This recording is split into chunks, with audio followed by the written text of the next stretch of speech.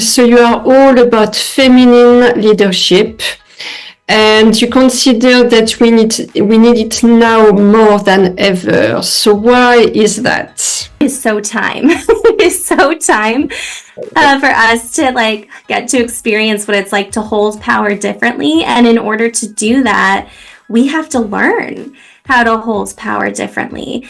What a lot of us have seen modeled as quote unquote leadership in the world is very masculine, or very tied to this idea of masculine energy. And I just had this like huge aha moment where I was like, I feel like masculine energy has really like ruled the world, for lack of a better expression, for like decades, if not centuries. And I feel, and I'm getting chills even saying this, like I do feel like we are on the cusp of a shift where these two energies can come back into balance and focus. And what feminine leadership means to me and what it can look like is leadership that is long-term, that is collaborative, that is collective, that is not having all the answers, that is in tune with nature, that puts relationship over task, that really recognizes that like we all need to rise together. How do we learn how to lead in this way? Because like the earth needs us, our fellow humans need us. And I think for many of us, especially those of us who identify with feminine energy, like it feels much better to us to show up to whatever we choose to do with our days from this place than it does to try to like conform to this cookie cutter stereotype that a lot of us associate with leadership. Women's voices, and honestly, like it's not just women's voices, it's voices of the global majority, it's voices of women, voices of non-binary people, like voices that are under-recognized are the voices that we need to hear from, because Hi Liz, and welcome to a Shades of Life podcast. Hi, Ingrid. Thank you so much for having me. So very happy to have you today, especially as you have been in the sustainability space for a long time, since 2009. You are currently an executive coach for Women in Impact, the founder of the Girls Club Collective, an ESG strategist, and the host of the Women Changing the World podcast. So welcome to a fellow podcaster. Thank you. It's so exciting to be here. So I was very interested in having you on the podcast today, Liz, not only because I love your focus on women as agents of change, but also because you aim to create a supportive community through the Girls Club Collective in particular, and we are going to hear from you about it. At a time when there is a loneliness epidemic, both personally and professionally, I personally welcome initiatives that offer an opportunity to come together. I think that's really something that attracted me to what you do. And on top of that, many women feel isolated in the workplace, perhaps even more so in the impact workplace. And it's not always easy to know, how to network, how to find support. So I'm very happy for us to talk about your initiative today and how people who identify as women can join and benefit from this networking opportunity. So first question for you to know about your journey. So before starting your own coaching and consulting business in 2020, you had already worked in the sustainability space for 10 years. Could you tell us about your sustainability journey prior to being an entrepreneur, and what would you say you learned from it overall, and that matters to you, obviously? Absolutely. I love this question, and I'll take us like way back. I initially, when I finished with my undergraduate degree, I really wanted to be a journalist. And so I actually worked for a magazine, worked in journalism for the first year after graduating, and I loved it. I also realized pretty quickly that the field of journalism at the time was not very stable or secure, and I needed health insurance. So, I was writing about a number of different things when I was working for the magazine, which was then called Miller McCune, today called Pacific Standard. And some of the writing I got to do was actually on the climate crisis, on different types of carbon. I was doing a lot of different work translating scientific research into policy solutions, and I felt like I wanted to learn more about the public policy space and really just all the interesting work that I was seeing happening seemed to require an advanced degree, especially in the economy at that time. So I went back to school for a master's degree, and that was really where I was first introduced to the sustainability space. I remember making myself go to like a career event. I was like, I am in school to get a full-time job and I need to go connect with people and learn about possibilities. I think it was the first one I ever went to.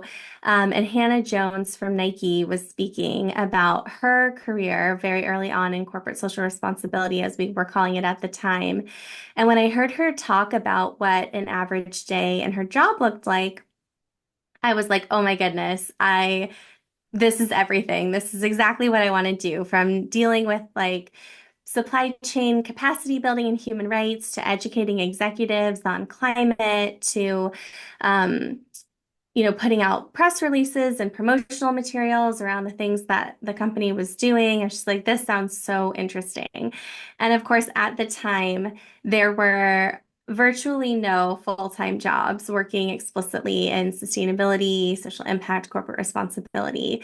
And so I started asking around, and a lot of the advice that I got from people was, most of these jobs we have like volunteered our way into. So if you can figure out how to get a job at a company where there's room for more work to be happening on this front, that is a really great way to get your foot in the door to doing the kind of work that you want to do. And after a long and frustrating internship search, I'll spare you the details. I landed what was a total dream opportunity working at a Fortune 200 tech company in San Diego called Qualcomm, on their government affairs team. So not explicitly working on corporate responsibility, but working on climate policy, privacy policy, and other issues that were very adjacent to corporate responsibility, which at the time was like officially half of one person's job. And so I went there for this summer and with the desire to like get my hands in as many things as possible and see if there was opportunity to work on sustainability. Um, and I really was like, also, I'd love to make myself indispensable. Like, it would be very cool if this turned into a full-time job. And I was very lucky that, in fact, it did. And so I ended up being there for the first 6 years of my career, working on everything from international policy issues to starting the company's human rights program to working on sustainability and impact reporting and communications. I got to lead a maternal and child health program in Indonesia and really just kept raising my hand for so many different things that touched on issues that I cared about. I also totally burned myself out. So I was there and I watched in my early career as I kept meeting really inspiring women who were in our space who had what I think a lot of us would consider dream jobs. And it seemed like so many people, somewhere between like the 4 or 5 to 7 year mark, would do this like really incredible global work and then have to just walk away and recalibrate because they had reached a point of burnout and exhaustion in the work and didn't really see a way to the next thing without taking some real time to recover. And that was very much my experience. I feel like, again, I just added and added and added to my plate. I loved what I was doing. I loved the team. I loved my leadership, but I just didn't see another way to like recover my time, my mental health, my like joie de vivre without walking away and taking a break. And so at right exactly the 6 year mark, I wanted to move to the Bay Area. I wanted to celebrate paying off all my student loans. So I put in my notice without my next thing lined up. I booked a one-way ticket to Italy, which was like a total dream come true. I had my own like eat, pray, love around the world trip. Ate all the pasta. Um, and then actually landed after like really sitting in uncertainty for a long moment there. Landed my next opportunity working at an organization called BSR in San Francisco as their editor in chief. And it was like such a beautiful chapter moving to the Bay Area, getting to do work that was like so creative, especially as a former journalist. And I also found myself really missing the work that I had been doing before. And a lot of my colleagues at the organization were advising people with my old job. And so thankfully, I was able to make the transition internally after about a year to do management consulting and work with companies in tech on sustainability management and strategy and human rights, which was again so cool. But I again found myself on that like one-way train toward burnout. I was on a plane like every week for the first half of 2019. And I really noticed as a consultant how many times it seemed as though you would think from the outside, the reason why a company is or isn't doing the right thing is like the business case or their business model or their leadership or their investors. And those things are all definitely a part of it.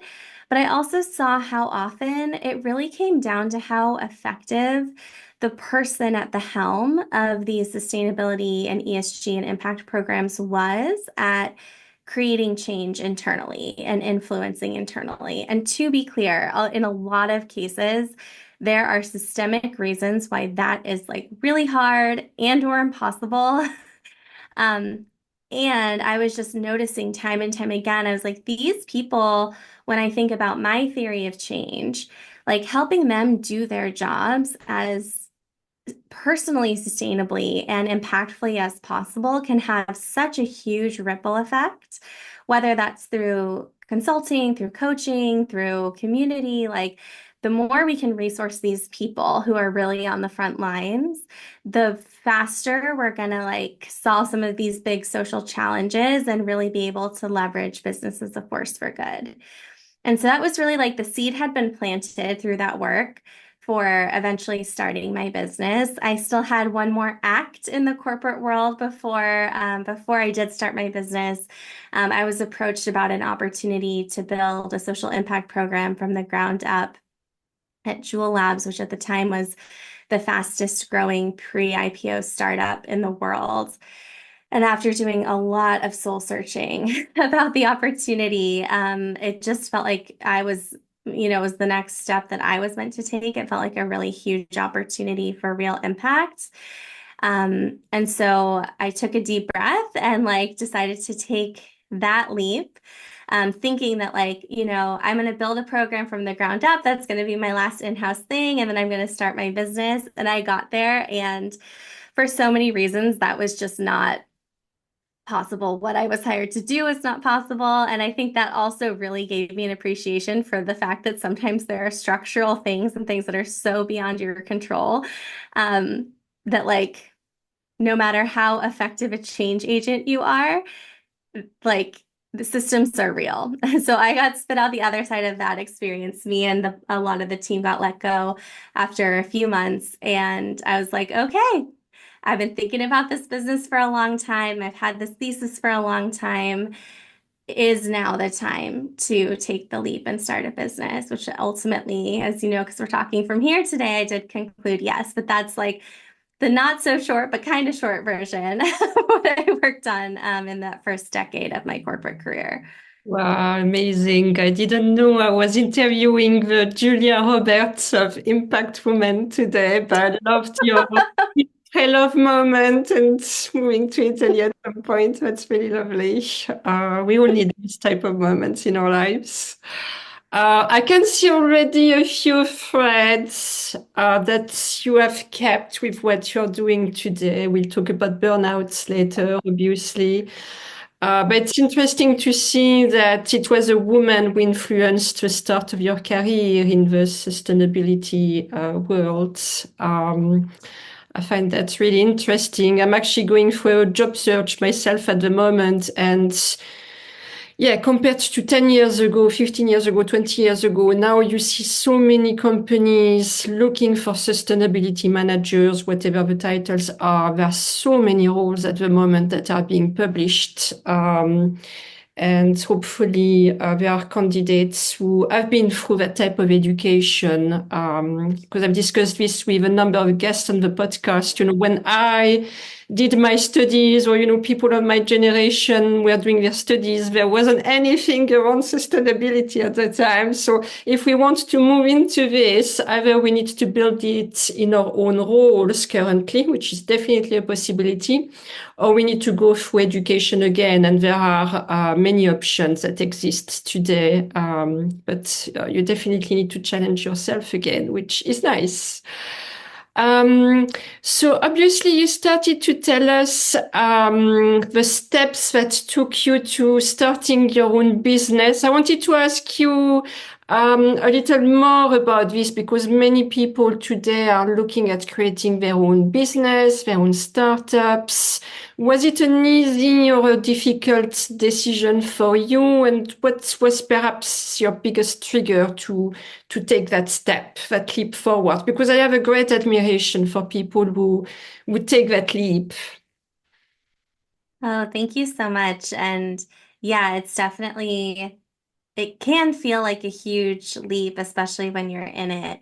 I mean, I think for me, a few things. One, I had first had starting a business and potentially becoming a coach in our space on my heart for at least 5 years before I did it. So just to also like name that this was something that was like a seed of desire that was planted in me in my first corporate job. I had the benefit of receiving coaching and a lot of different professional development support that was hugely transformational and supportive for me.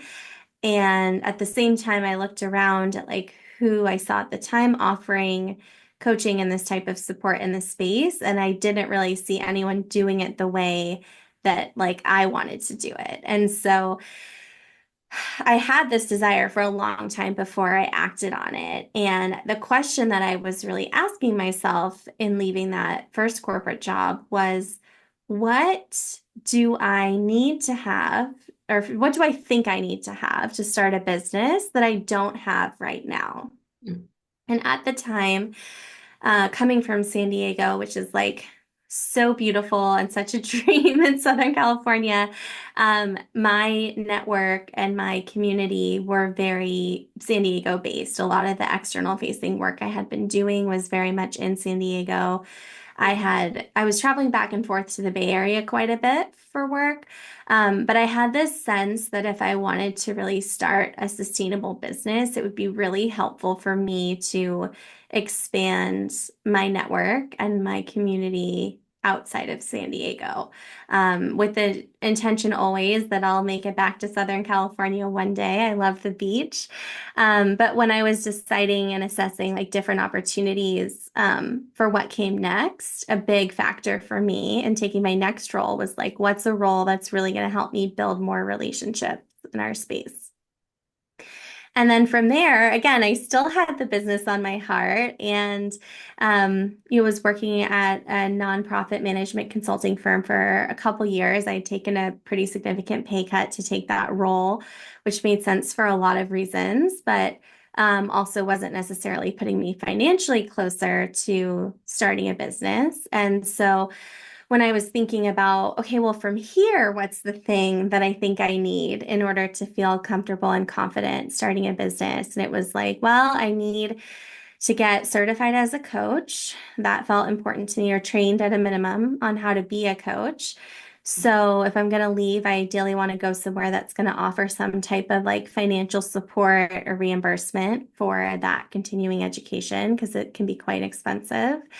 And I also would love to be somewhere where I can continue to like save and like build a little bit more financial buffer for the first year of entrepreneurship because I heard from some people, and I don't know if I was like fully prepared when I started that like basically you should kind of be prepared to not really make money for the first 6 to 12 months that you're in business, which sounds like a long time and it feels like a long time when you're in it. But it also goes by quicker than you could imagine in other ways. And so that was also like a big factor that I had in mind as I was thinking about what would come, like what it would take for me to like go take another job that wasn't my business in between me and my business. And then honestly, like it was such a gift to receive severance when I left my role at the end of 2019. And I did interview for a few like very dreamy in-house opportunities that would have been very hard to say no to. I ultimately like pulled myself out of a couple of processes because what I was like sitting with was the fact that at the time I was single. It was only me who I had to depend on. I knew that I had health insurance for a few months covered. I knew that I had runway and I had like done the financial resourcing homework to like know that I had the buffer to be able to like give this a shot. And I just was sort of like, if I don't do this now, when is it ever going to be easier for me to do it? And I couldn't come up with like another example of a time that I thought it would be easier, like emotionally, financially, from a responsibility perspective to start this thing that I'd been thinking about for so long. And so it was really like a confluence of like where I was in my own personal growth journey, what I wanted, and then these outside circumstances that really conspired to make me feel like, okay, I'm going to go for it. And this, of course, it was so cute. It was January 2020. I thought that it would be a very in-person business. I joined the cutest co-working space, thinking that like this was where I was gonna bring the business to life. And yeah, the universe laughed. Of course, I just shift everything online very quickly in the pandemic. Um, but yeah, I think it was just like a combination of factors that I felt like I owed it to myself to give this dream a shot. Lovely. Yeah. I actually really liked that you took your time from, having this inner desire and that, because I think many people have this idea they want to do something or they dream to have this and that, but then to actually take concrete action and the steps that are needed to build that vision and to actually make it a reality, it's a little harder to do. So thank you for the feedback on this. It's interesting to learn about it. So the next topic, Liz, I know you're very passionate about it and you like to talk about it. So you are all about feminine leadership and you consider that we need it now more than ever. So why is that? Oh my goodness. Well, I love this question.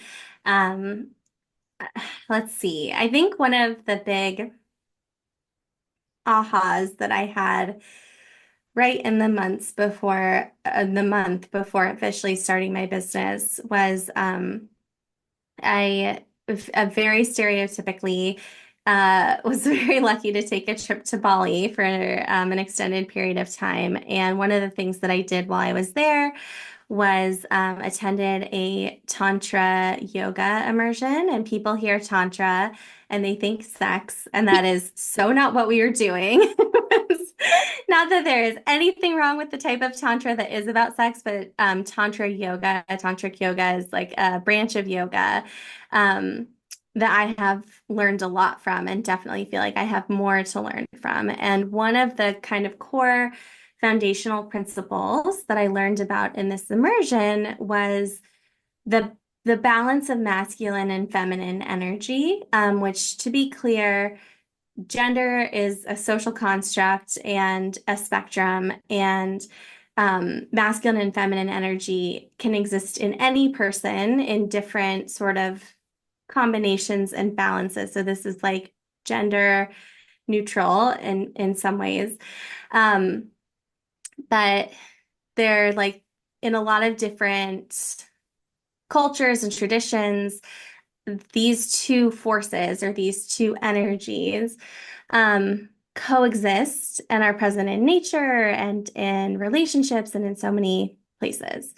And what a lot of us have seen modeled as quote unquote leadership in the world is very masculine or very tied to this idea of masculine energy. It's very like goal oriented, like singularly focused, individualist, and like less in our feelings, less collective, less room for questions, less tied to nature.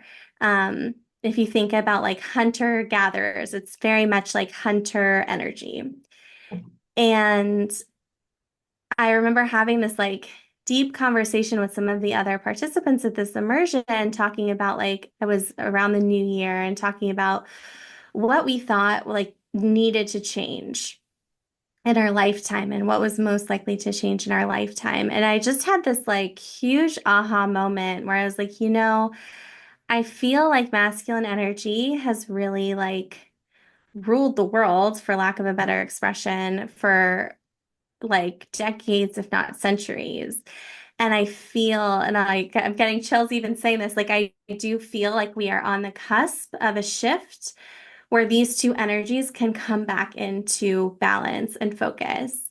And what feminine leadership means to me and what it can look like is leadership that is long term, that is collaborative, that is collective, that is not having all the answers, that is in tune with nature, that puts relationship over task, that really recognizes that like we all need to rise together and that honors the extent to which we are interconnected when we think about the future. And it's a totally different approach to, quote, being in charge of stuff than what I think a lot of us have grown up with or experienced in organizations or corporate cultures. And I also feel like it is so time. It is so time for us to like get to experience what it's like to hold power differently. And in order to do that, we have to learn how to hold power differently. And there are so many wise, amazing, brilliant examples of what this can look like, again, across cultures within nature. And I'm just really passionate about like this project of like, how do we learn how to lead in this way? Because like the earth needs us, our fellow humans need us. And I think for many of us, especially those of us who identify with feminine energy, like it feels much better to us to show up to whatever we choose to do with our days from this place than it does to try to like conform to this cookie cutter stereotype that a lot of us associate with leadership.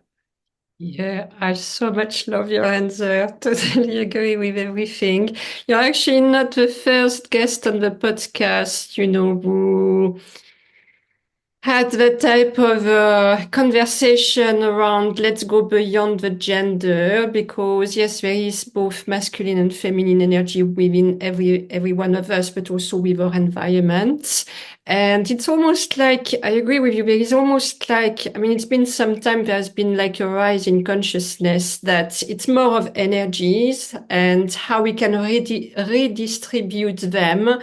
Because as you said, it's been quite a linear ways of thinking, linear consciousness for decades, and things have started to shift for sure. And at a time when, as you say, we really need it. So you've beautifully explained this. um, so we know that there is still a lot to be done for women's voices to be heard.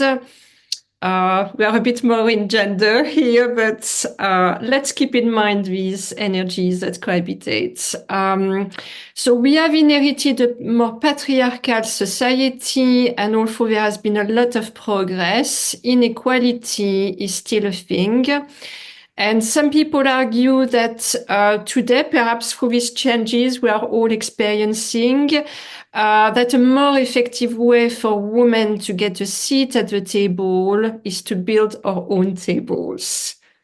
It's probably a wind of change that we are talking about here. So do you think so too? Because there is a bit of that in, what you put out in terms of content and discourse. Yeah, it's an interesting question, which I so appreciate. And I think a lot of what my own learning over the past, in particular, year and a half or so has been around even like decolonizing how we think about what it is that we need. And so it's like we definitely have language from like I think if there are places that still exist on the internet that are very much about this like we need a new table, which I like. I'm like, yes, we need new spaces and new ways where we get to explore and connect and discuss these new ways of thinking. And I am also like, maybe we get rid of the table altogether. Like, I think that like thinking about other ways we can gather, like outside, under the redwoods, on the beach, and have these conversations with each other that are like in a less corporate environment and not perpetuating these harmful systems, like, and even the idea that there's only so many seats. How do we more spaces? Um, sorry, no, my internet just glitched. But yeah, how do we create more spaces and more opportunities to connect?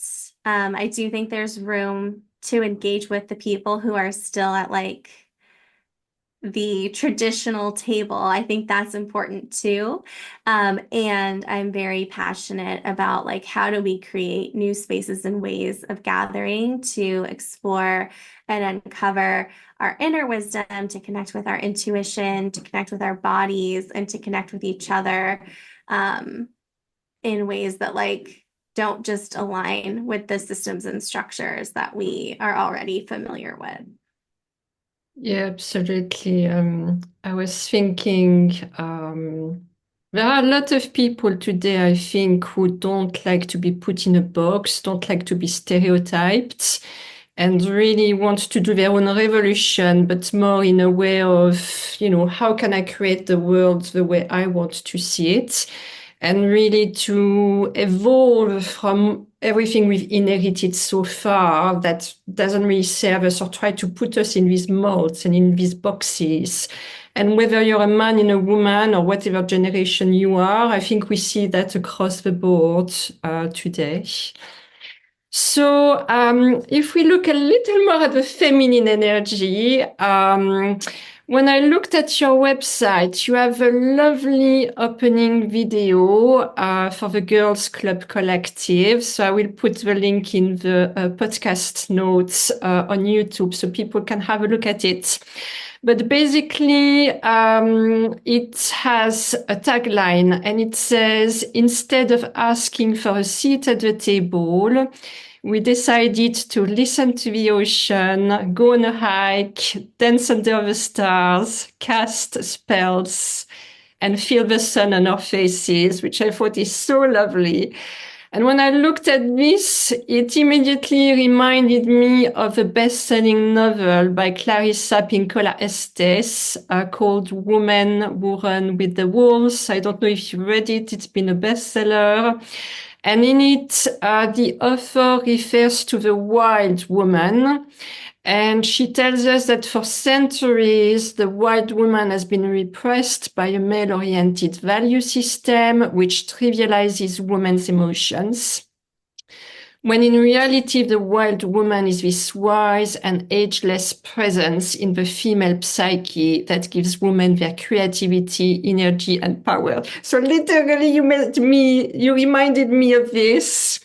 And I was wondering, is your opening video hinting to what makes women different? Because we do have a different sensitivity and approach to the world, or the feminine energy is definitely different, and it's kind of pushing through today. So I'll let you respond to this.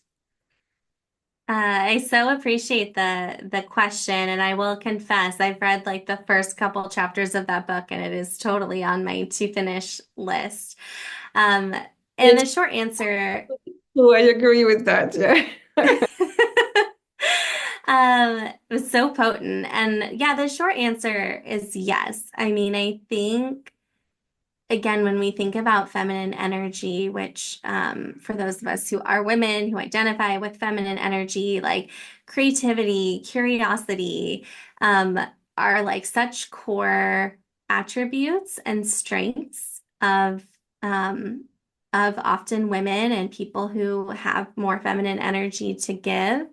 And when we think about the fact that we need to make meaningful progress on the climate crisis in the next 5 years, like in the next 5 years, there's already like, I won't get on my soapbox, but there are signs that many ways in which we have missed the mark on climate. And there's still an opportunity and a window that is closing very fast. And in order for us to get there, we need things like creativity and curiosity and new and different approaches because clearly like what we've been doing is not getting us where we need to go fast enough.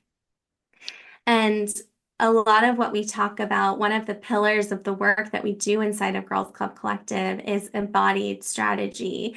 And embodied is there very intentionally because I know for so many of us, and this is very much part of my story, like we live in our heads. We don't necessarily live in our bodies. I feel like I was just like a floating brain above a body until about 10 years ago.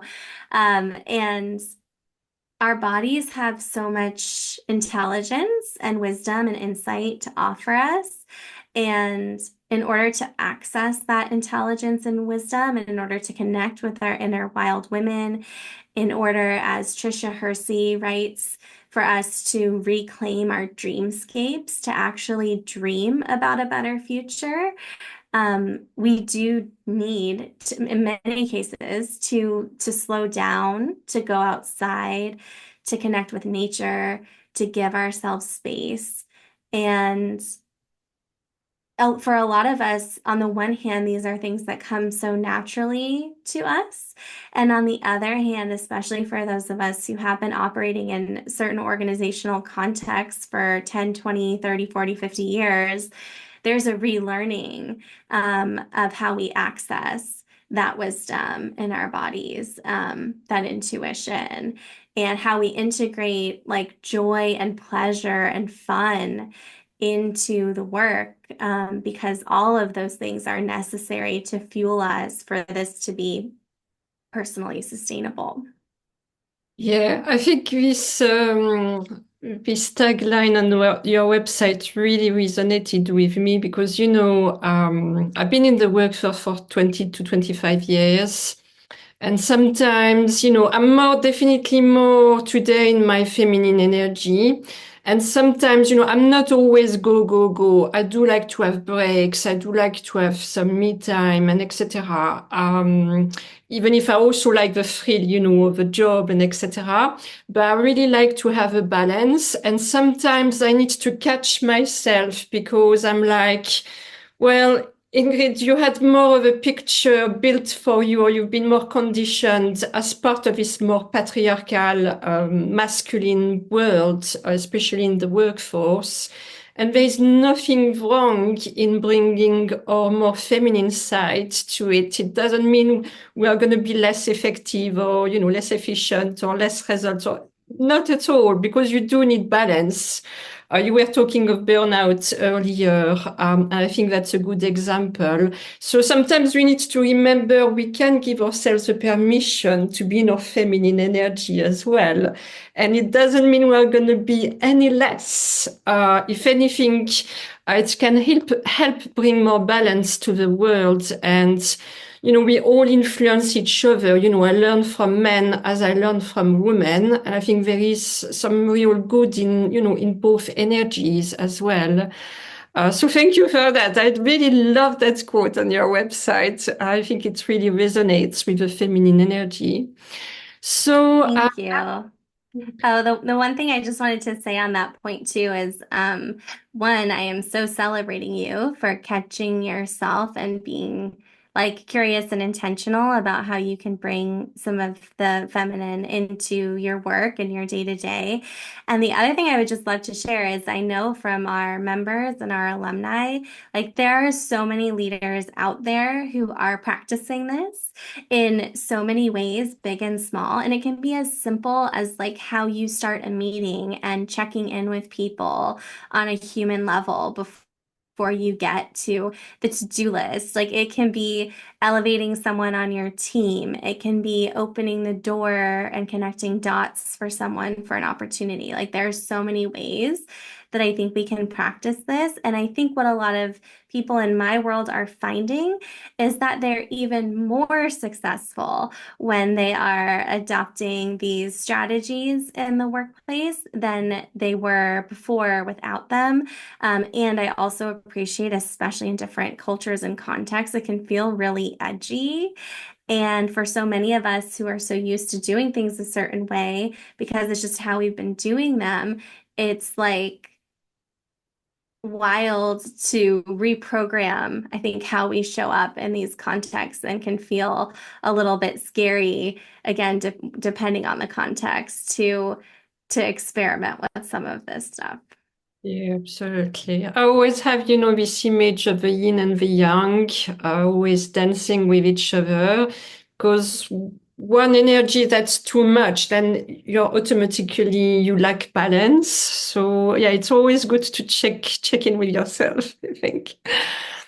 So, Alice, in what sense would you say women's voices are different as you work very much with women? And what would you say they bring to the table that men don't, if we go a little bit more in the nitty-gritty of it?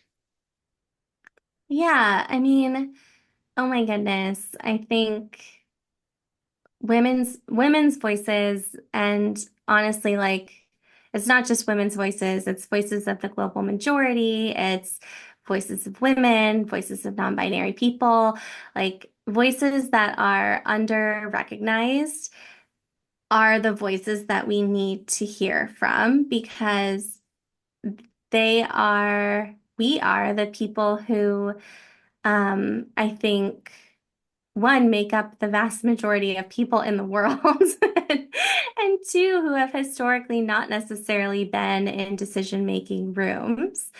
Um, I think that inherently we have a sense of, oh my goodness, I think that we have inherently a sense of what needs to change, what's not working, a sense of possibility, a longer term view, a more expansive perspective.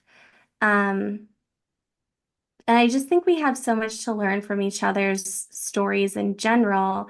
Like, we learn as humans from each other through our stories. Like a story, I'm not going to remember the statistic, but there's a statistic out there of like how much more likely we are to remember a story than a stat.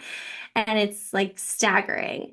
And so I do think that a huge part of the way that we cultivate more empathy in the world, which I hope we can agree, like more empathy would be a good thing, is by elevating the voices and the stories that we have not been hearing and really better understanding where people are coming from and what's important to them and what's important to us. Mm. And again, I just think inherently, at least the women and the women leaders in my world, have such beautiful visions for the future. And I think it can be really hard to think about, dream about, plan for a future that none of us have experienced yet. And I think hearing from more people and bringing more people into the conversation about what that future can look like is going to help us align on like a juicy, alive, desirable vision for the future that we can then rally around and work toward um, in a different way than perhaps we've been approaching this to date. Yeah, I really like how inclusive you are because sometimes, we tend to, talk of opposites. If you're not like me, then that means I'm not in your camp, and vice versa. And it's like when these fights and these misunderstandings and these exclusions exist, when personally I really would like to see more of we are different. What does that mean? What can I learn from you? And I think then we start creating another world automatically. Yeah, that's really beautiful. So let's talk about the Girls Club Collective because it is your baby. So you position the Girls Club Collective as a feminine leadership lab for change agents. Could you explain that to us? What does it mean and what are you aiming to do with it? Yeah, oh my goodness, I could talk about Girls Club Collective, GCC all day. So really, I think maybe as a starting point to give you a bit of context on where this came from. I'm coming up on, as we record this, coming up on the 5-year mark in my business, which is wild.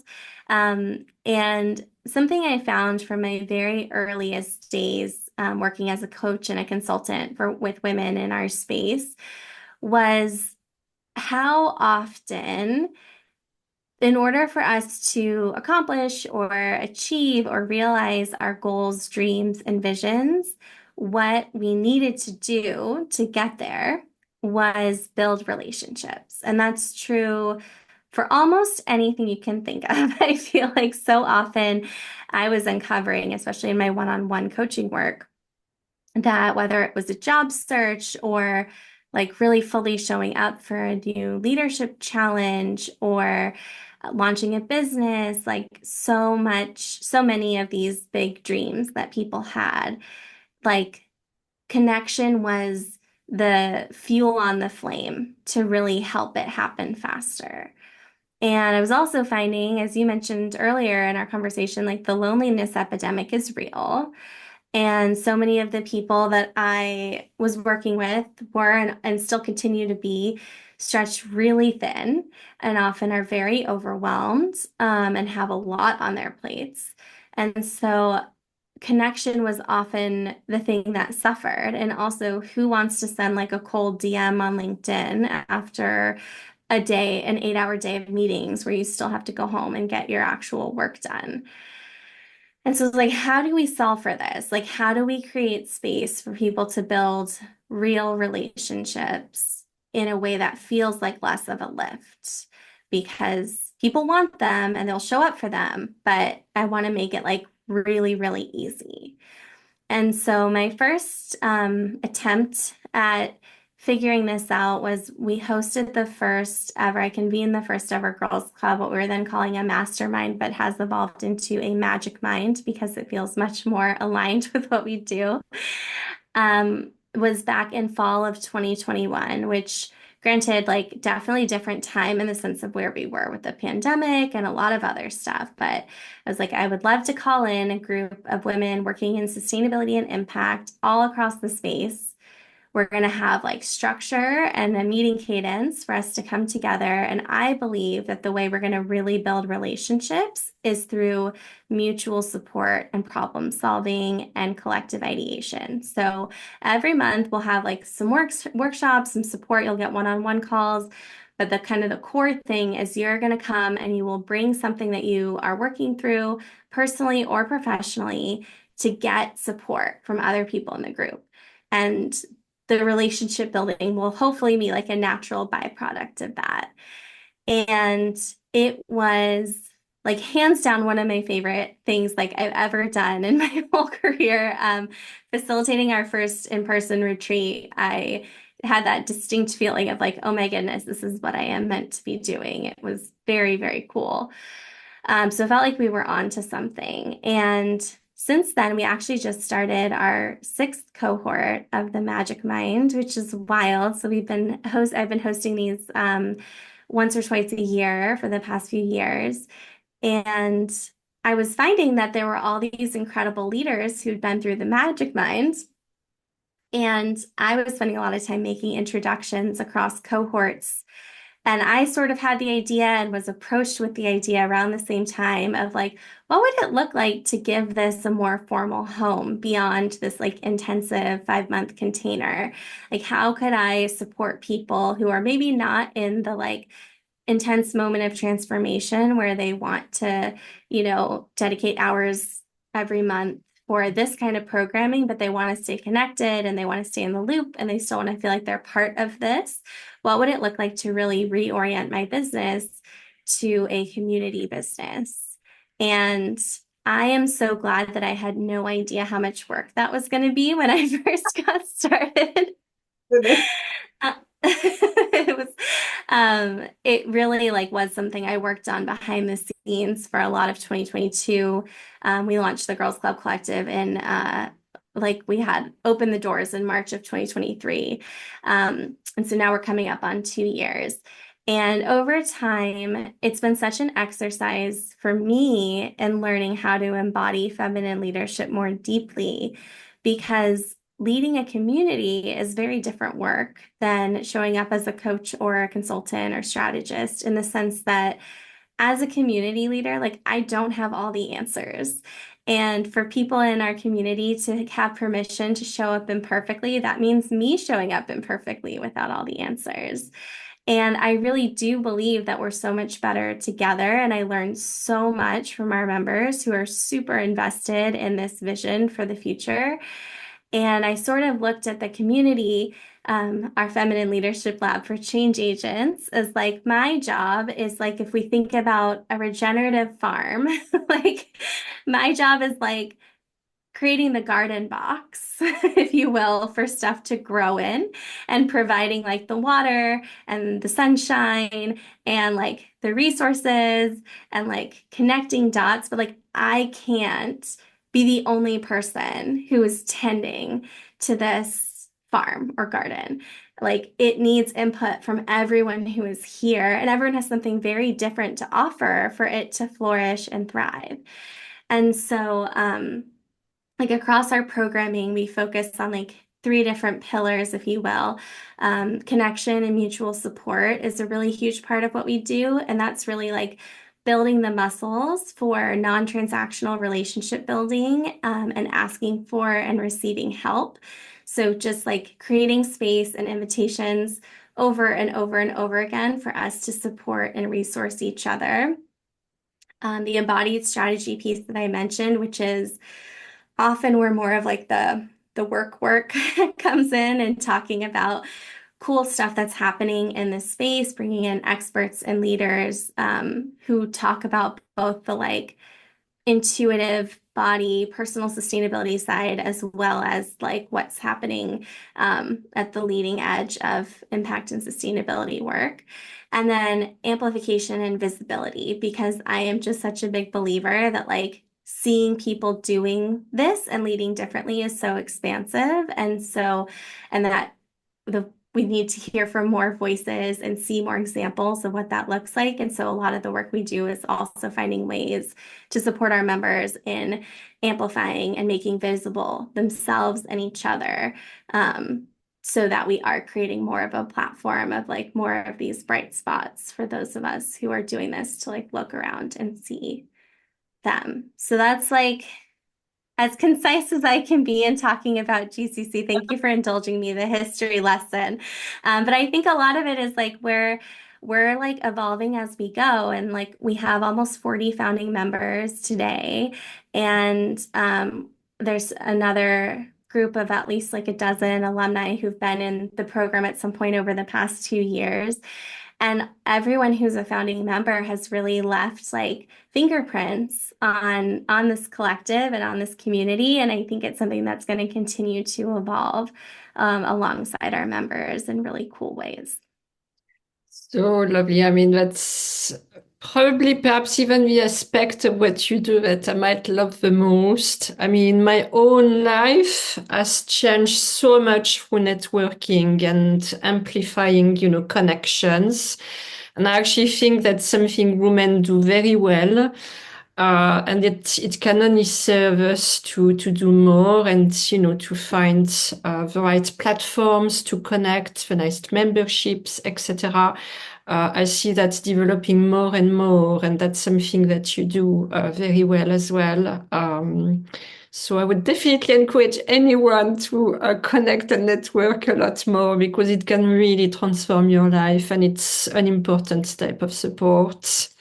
So I wanted to ask you, could you define for us perhaps shortly, how do you define being an agent of change? How would that translate concretely? I actually like your example of regenerative farming. But how would you define it in a nutshell?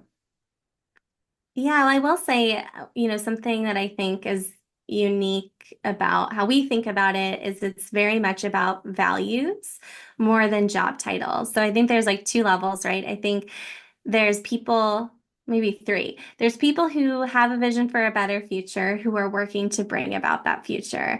And to me, if that's you, you're a change agent.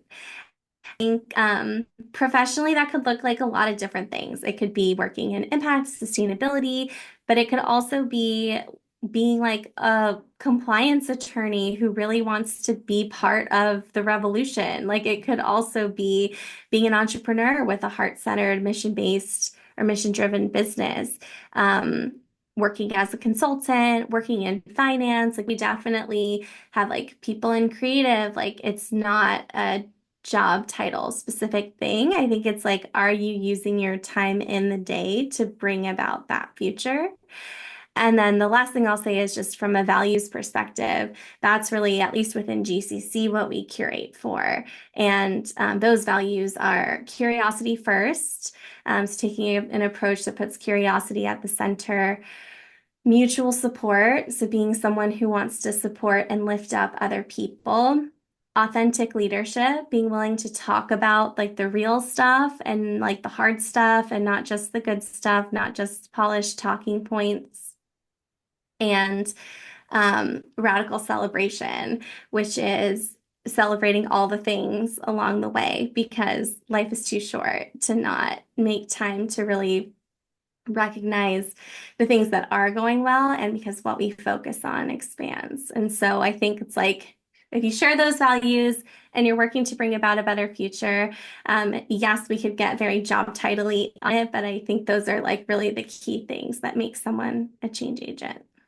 Oh, I love that. Values instead of job title. Yeah, I'm gonna steal that. Definitely cool. That's lovely. I actually think now when people look at what they want to do or if they are looking for a job, you don't look just at a company today. You look, what do they stand for? What are their values? There is also a shift about that, that you've just encapsulated really, really well. So I wanted to also ask you, because obviously people like you and I have been at it, trying to understand what's our purpose, what we want to do, how can we contribute positively to the world, and etc.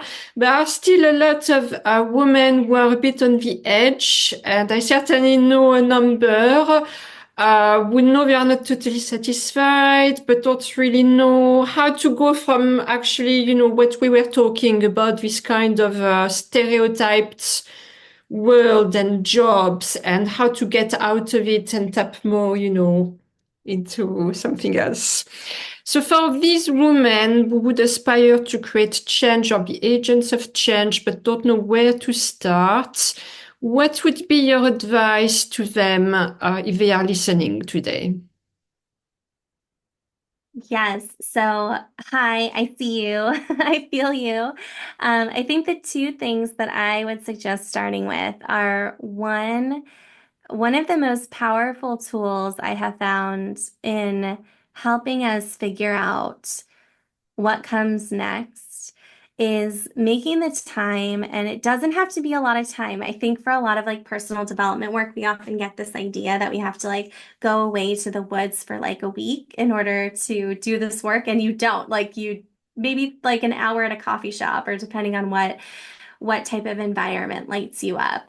But I would invite you to take some time, again, can be less than an hour, to think about what you would like a day in your life to look like in 10 years. And 10 years is important, I think, in the exercise because it's far enough away that almost anything is possible. And I think it really can give us permission to dream beyond our current reality to be like, okay, let's like, I'm this age now, I'll be this age. My partner, kids, parents, family members, friends will be this age. Like, let me really imagine what this looks like and what do I want my day to look like. And I think so often we get really caught up on job titles and job descriptions and like all of these like details that ultimately are not the most important things when it comes to what makes a good life that we are satisfied by. I find in my work with so many women over the past 5 years that, like, especially from a work perspective, often the things that contribute most to people's work satisfaction are knowing how what you're doing fits in with what you want in your life, liking your boss or like your leadership, feeling like you're being paid well for what you do, and like generally feeling good about like the impact or contribution you're making toward the world. And I think we can get really caught up on like if we're working on the issue that means the most to us. And I'm so here for working on issues that mean a lot to us, but I do think to the extent that you can take some time to zoom out and just be curious about like what that day ideally would look like, that can offer a lot of helpful guidance in terms of like whether the next steps that you're considering are putting you on the path toward that 10-year vision, or at least not taking you off the path, because there's a million different paths that could lead there. And I think having that like longer time horizon can really help us in the moment identify if something is or isn't aligned. And then the other thing that I would love to offer, I'm actually reading Dr. Ayanna Elizabeth Johnson's new book right now, What If We Get It Right? And something that she is well known for is the climate Venn diagram, which I think can be applied to impact broadly. And it's informed by the concept of ikigai, which is the Japanese concept of like, you're smiling. I'm like, the combination of, If people yeah, but it's the combination of like what am I good at? What does the world need doing? And like what actually like lights me up to do? Because just sometimes just being good at something does not actually also energize you, light you up, turn you on. And I think when we think about those three dimensions and look for opportunities that are ideally at the intersection of all three, things that light us up, things we're good at, and things the world needs. It really doesn't matter what your job title is if you're working to bring about a better future. Again, I think there's so many different ways to do that. And I think the more that we are lit up by how we're spending our time, the more we are working toward a more beautiful future together, regardless of like how that translates in terms of bullets on your LinkedIn. Oh yeah, definitely. Yeah, when you were talking, I was actually thinking that, we all tend to be on a hamster wheel or, in our own bubble, in our own world. And then, the weeks, the months, the years go fast. And how many times do we actually properly stop and ask ourselves, what do I really want to do? Where I'm at, what are my next steps? And you might not have the immediate answers and it might not be immediately possible, but it can actually be something really hard to actually stop and ask yourself, what do I really want to do, and to actually be honest with yourself.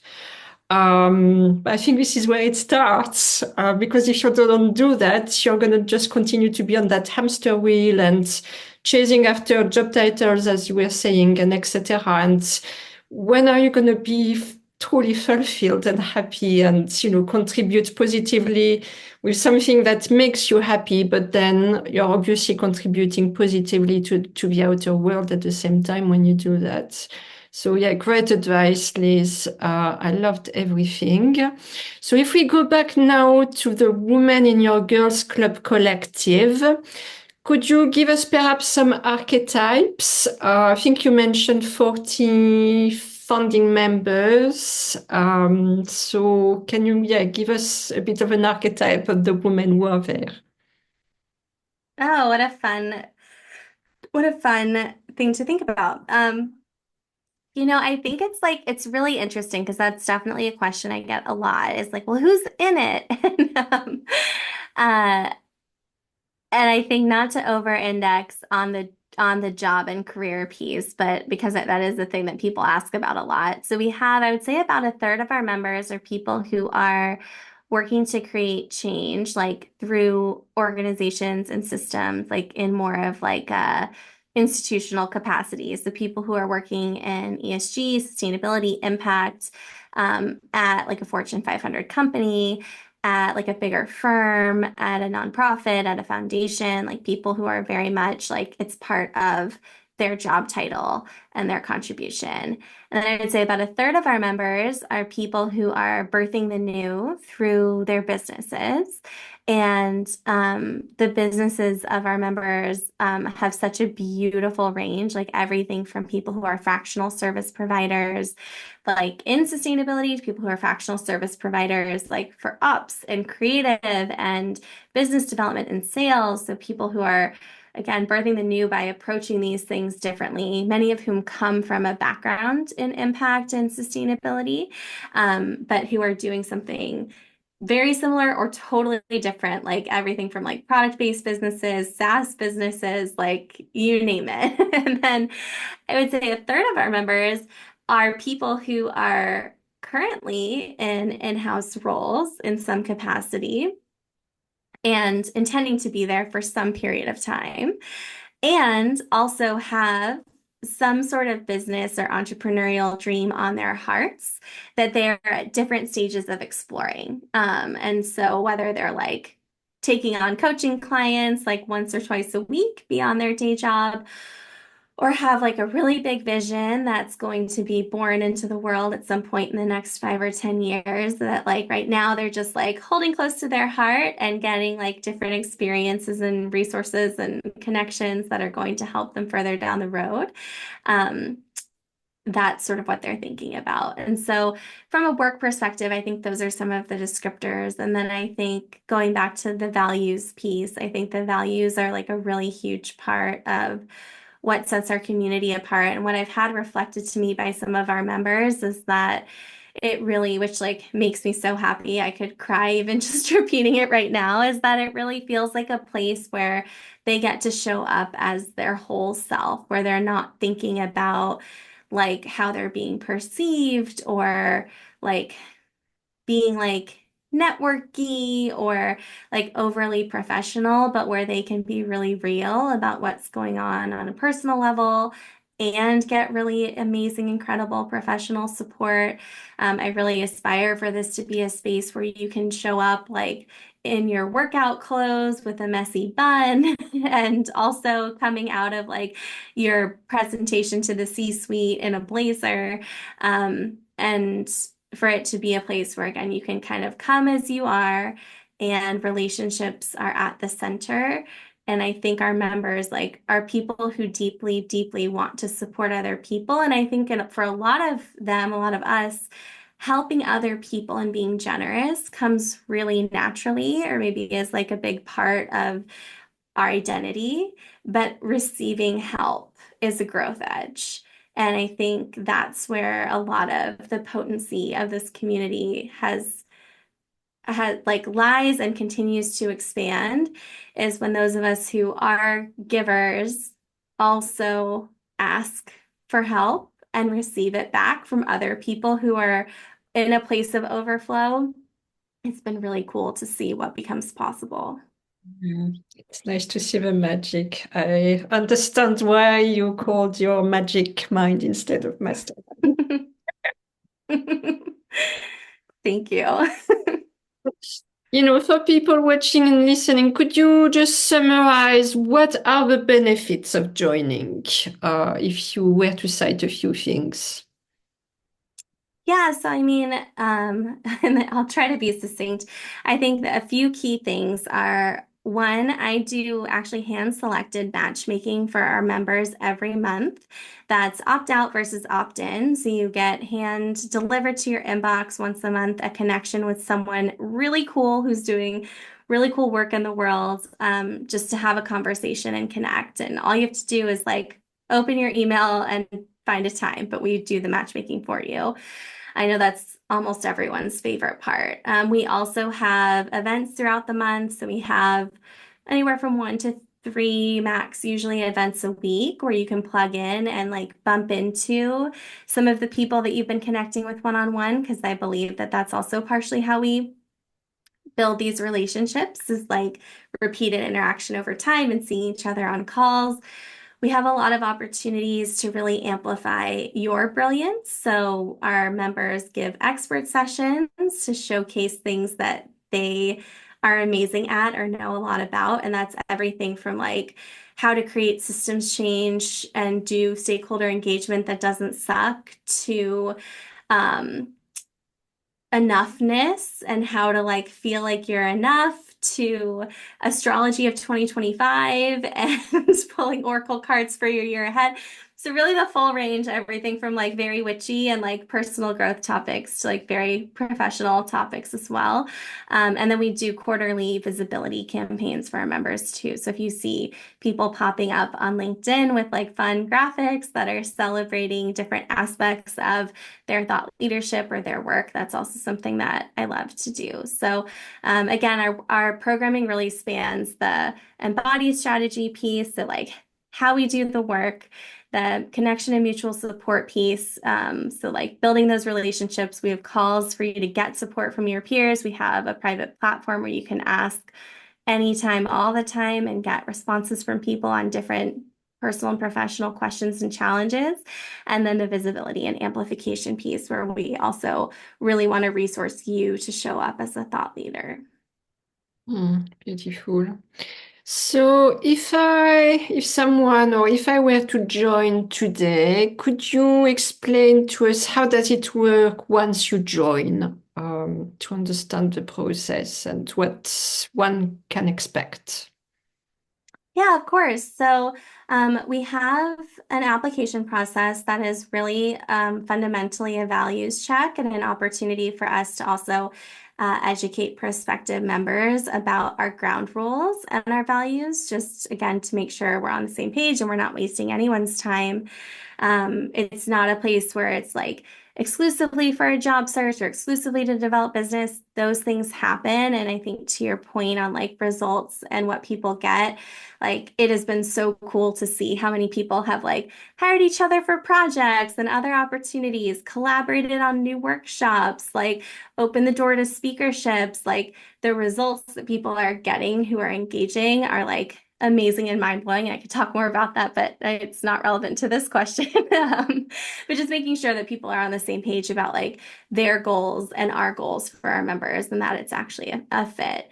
The application takes, I think, Typeform estimates like 7 to 10 minutes. So it's not a huge lift. And then we do ask for credit card information just to streamline onboarding, assuming that you're approved.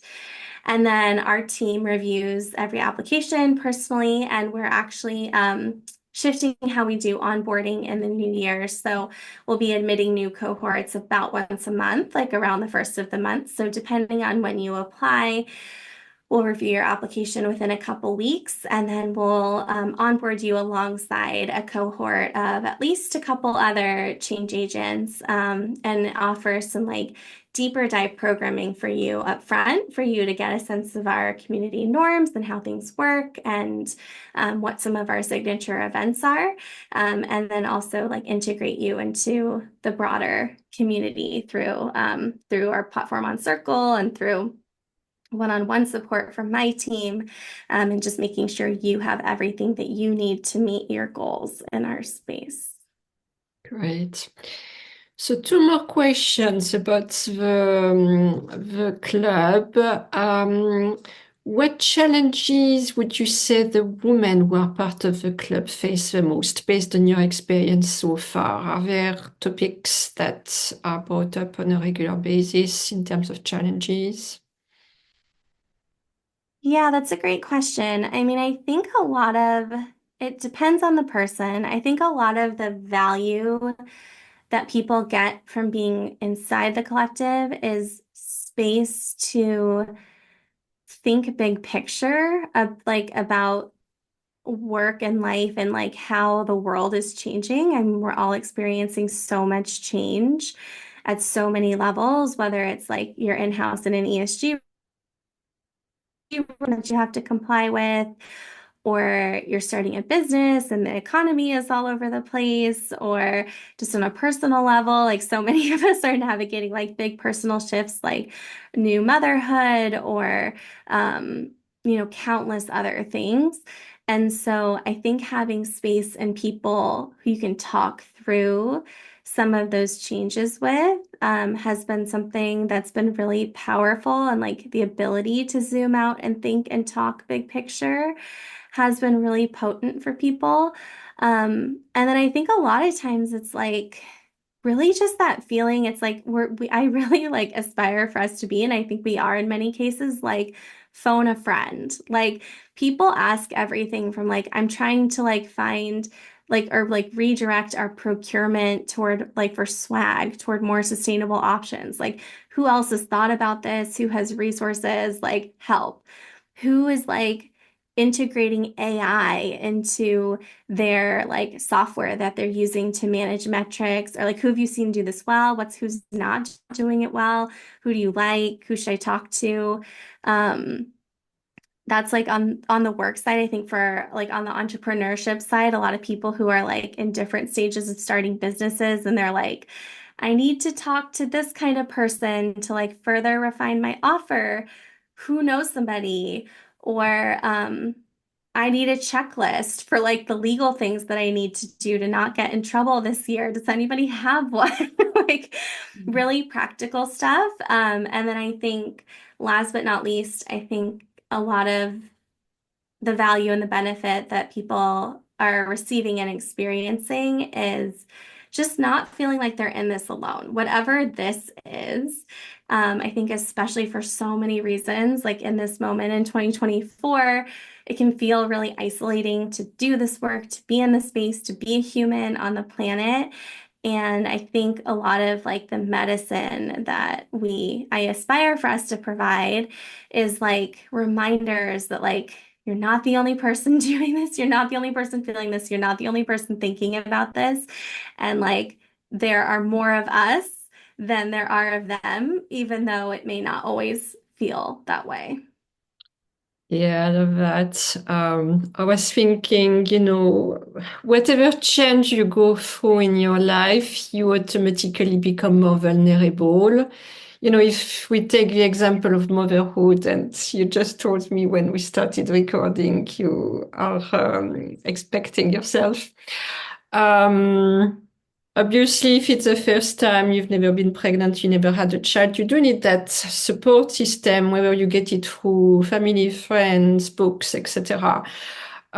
Because, yeah, it is a big change in your life. But if you want to become an entrepreneur, it's the same. And all of a sudden, there are all these things that were never part of your life before, that you never thought about, and that you're going to need to know, you're going to need to learn.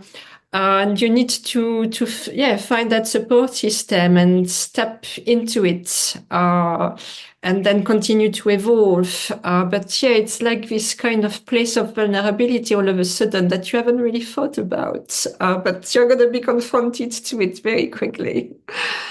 So yeah, I loved that, Liz. Then my other question, which you touched base a little, what would you say these women get the most out of the club, out of this networking, based on their feedback? Yeah, so fun. And I think it's a few things. So one, I do think to your point, like that space to be vulnerable when we are in moments of transition, which could be anything from like a new job to like leaving a relationship or being in a new relationship or being a new mom or deciding not to be a mom or like whatever. I mean, we're all continuously shifting and evolving. And I think having spaces where it maybe feels safer than the average space to be vulnerable about what you need and what you're going through and what you want to be celebrated for and what you're grateful for. I do think, and I hear that that's a big part of what we offer. I know that for a lot of people, the like opportunities that have come through the relationships that they have built in a really genuine, non-transactional way, opportunities like guest lecturing at universities or collaborating on climate week events or being featured on podcasts, like all sorts of things Sometimes have just become possible. yeah. Yeah, totally, totally. And I think like yeah, just that like whisper network of like door opening and dot connecting. And like, I know people have gotten like really helpful introductions to help them on their professional journeys. I think, again, have gotten project opportunities, have gotten in the room for some like bucket list things because of introductions that were made within GCC. But I think the number one thing that I hear from people time and time again is the relationships that they're building. I mean, people have started like a climate fiction book club. People have started uh, pop up like monthly, like consistent monthly meetings because they just like love connecting with each other so much. Um, there's just been so much mutual support and like new best friends and like people meeting in person and feeling like they've known each other for years. And that just makes me so happy. I feel like every time I talk to one of our members, I find out about some win inside the community that I didn't even know about.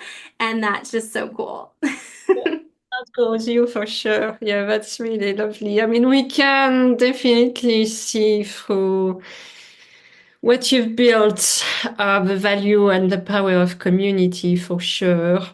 So, Liz, you are an advocate for mutual support, for collaboration over competition. I feel that's a theme that's growing in the world as well. For creating a collective force. Would you say it's the framework in which you view the future of feminine leadership? We go back a little bit to a question earlier, but Yeah, I mean, I'm a big believer in shine theory, which is the belief that like when you shine, I shine, we all shine. And so I am like so here for collaboration over competition. I think there's too much at stake to be like keeping score. And there's just so much opportunity, and there's so many ways in which I'm just using metaphors now, but I feel like there's so many ways in which the rising tide lifts all of us. And so the short answer is definitely yes. I believe that's part of what we need. I do think it brings us back to our conversation around feminine energy and, evolving from the old ways we've inherited as well. So, actually, as a link. So, next question. We are used to more male values of ambition, climbing the corporate ladder, etc. And you tend to encourage women to ditch the hustle culture. So, it's definitely a theme on this podcast with you today. Can you tell us about that and how does it benefit us to ditch the hustle culture? Yes. And I mean, I totally feel like when I was even starting in entrepreneurship, there was like such a hashtag girl boss movement happening. And I've been loving all the memes that are like, I am girl moss.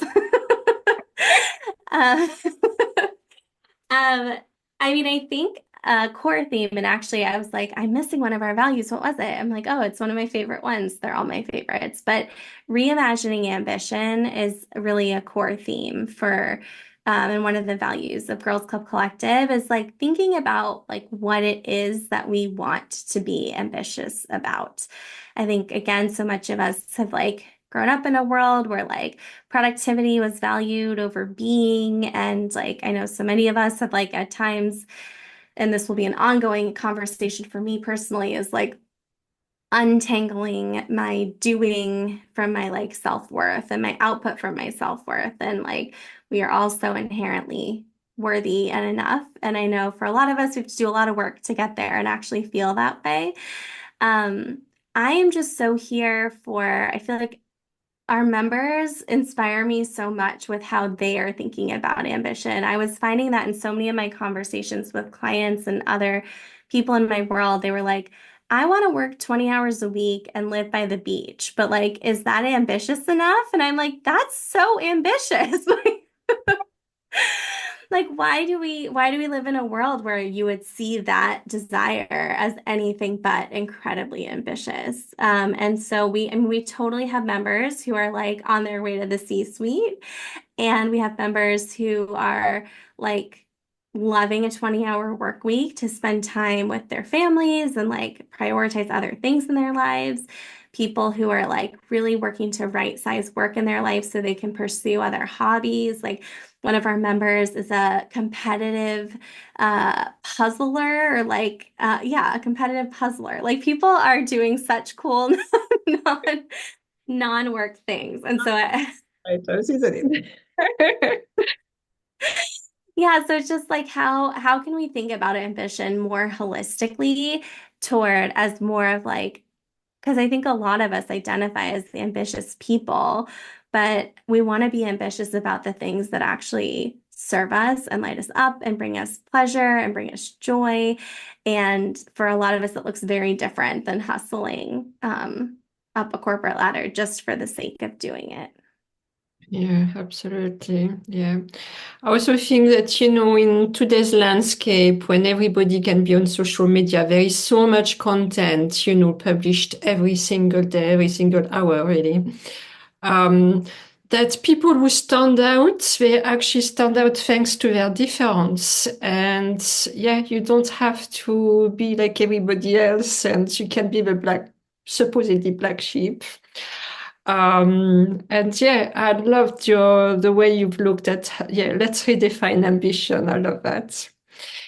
So, a few more questions before we finish. So, since launching your coaching and consulting business in 2020, you have helped hundreds of leaders navigate ESG careers, launch heart-centered businesses, and become more effective change agents.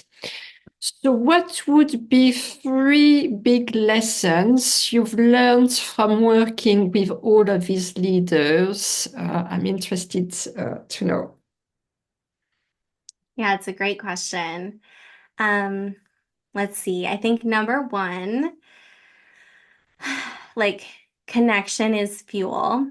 I think no matter what it is that you're trying to do, identifying the aspect of it that can be fueled by connection, um, it's going to be by far some of the most fun work that you do towards your goal. Um, I think number two is probably how powerful it can be to know what you want and tell people about it.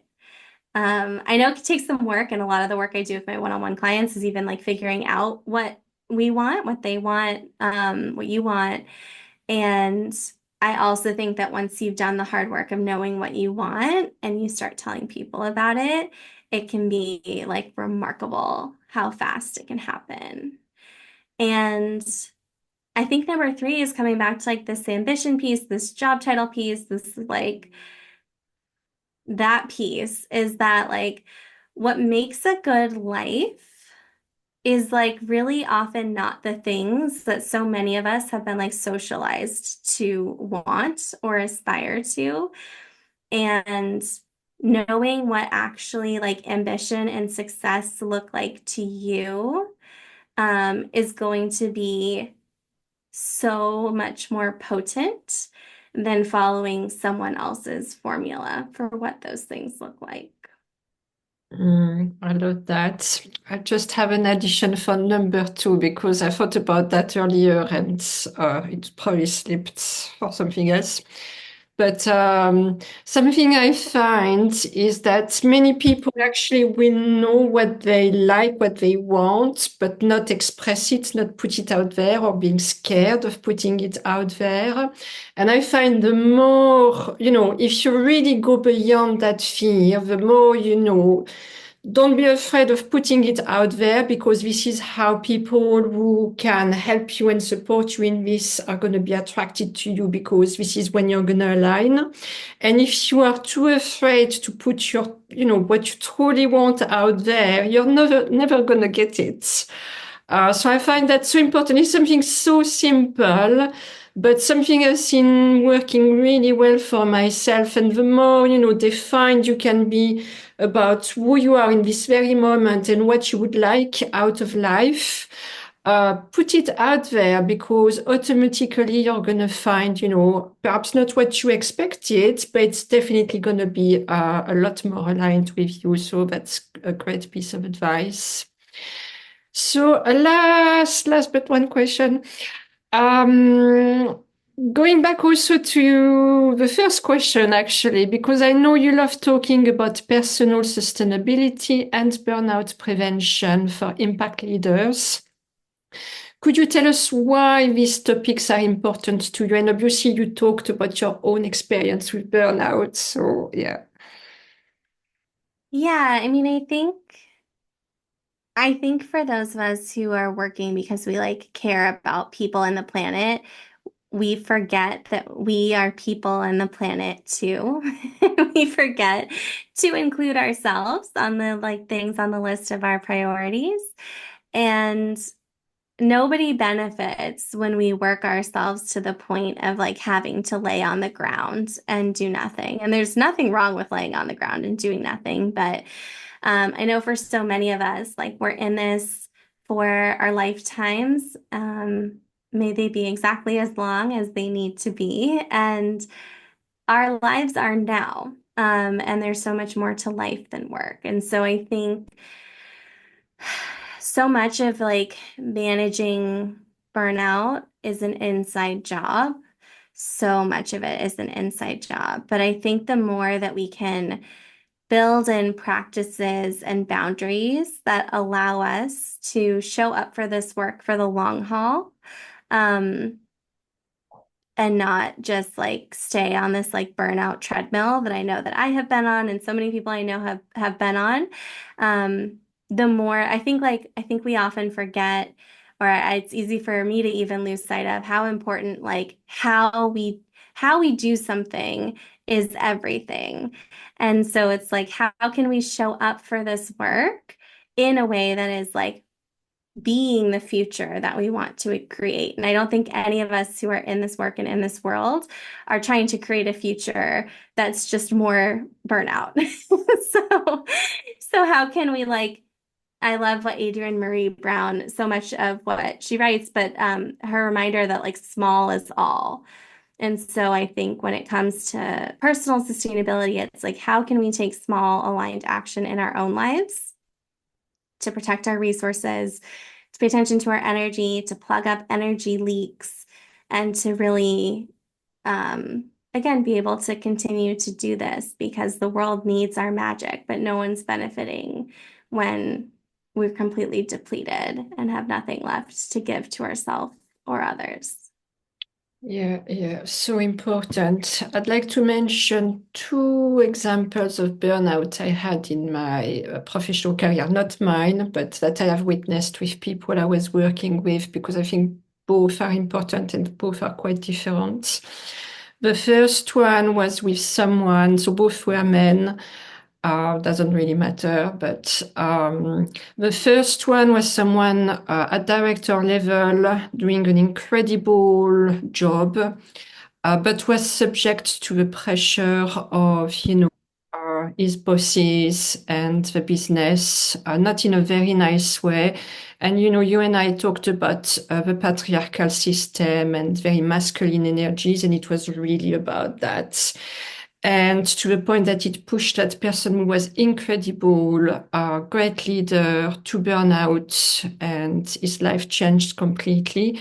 And it's such a shame to witness this, um, to the point that someone is going to question their own identity and their own worth.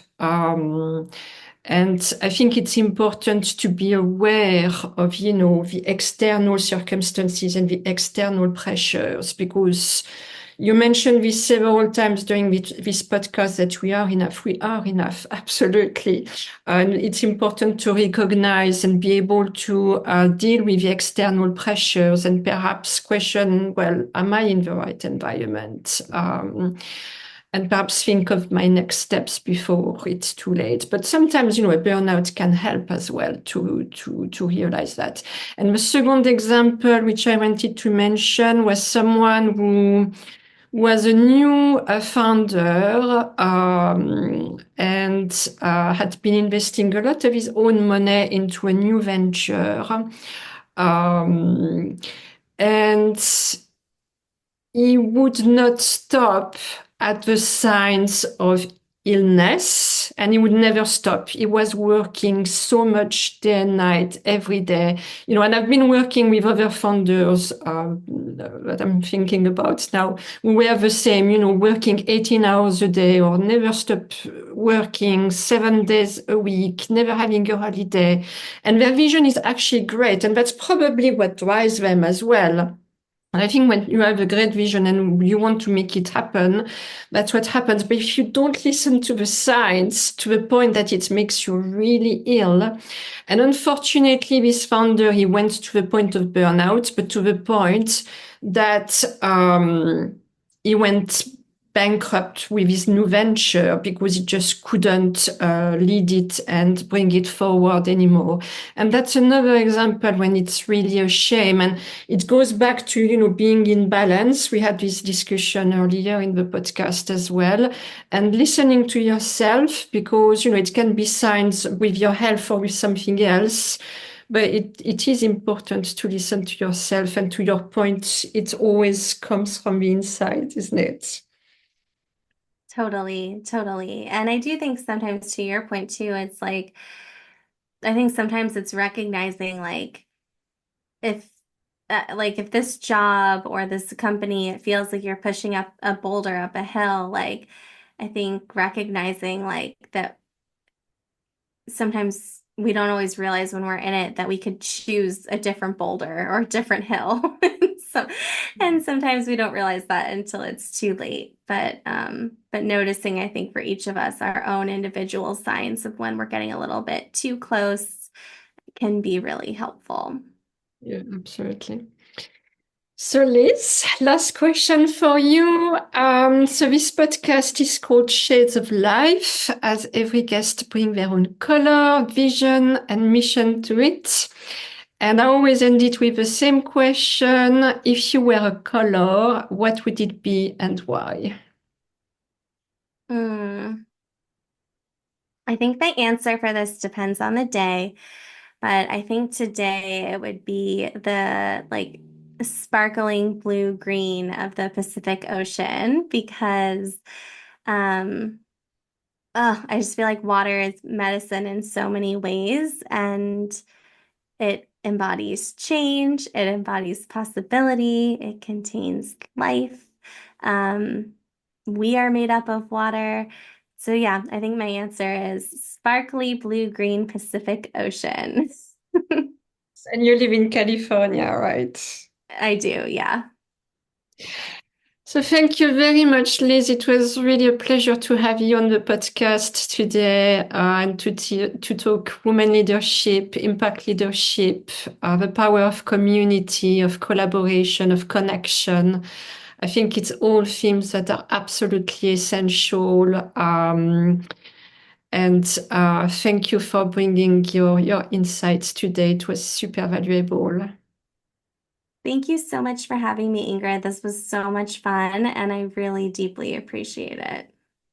Thank you. So we will link your website to the podcast notes on the YouTube channel. And thank you everyone for watching and listening today. Thank you.